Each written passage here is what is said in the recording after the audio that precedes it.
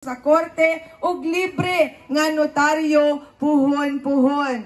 Ang ako lang yung panaad kaninyo dinhi sa Turil proper, mga taga Turil District, puhon-puhon, dili nako pakasaya-sayaan ang suporta ug pagsalig na ihatag ninyo kanako ug dili mo nako pakauwawan didto sa hawanan sa konseho. Puhon-puhon kay ako buot mo panday o muduso og mga ordinansa, resolusyon o balaod para sa mga kaigsuunan nako diri sa ikatulong distrito nga haom sa mga kinahanglanon sa nagkalain-laing barangay unsaon man ni pinaagi sa regular nga konsultasyon sa atong mga barangay opisyales ug sa representante sa nagkalaing-laing sektor.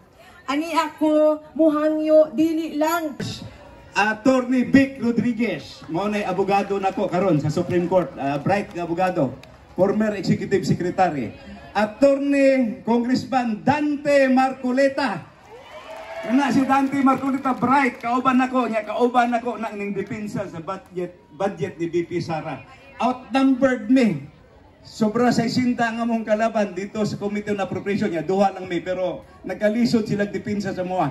No? Marcoleta, ligdong membro na sa Iglesia ni Cristo. So dako tag makuha, dakog tabang kung si Marcoleta mahimong congressman.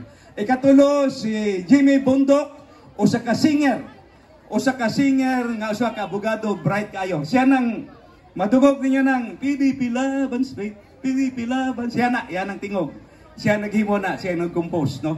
Kunya napatay upat nga PDP Laban, upat ka buok, si JB Hinlo, Raul Lambino, si Dr. Richard Mata, o si Philip Salvador.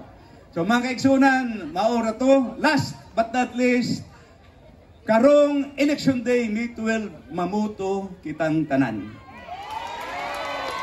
Kaya nga naman, actually, na isa kahawd kayo nga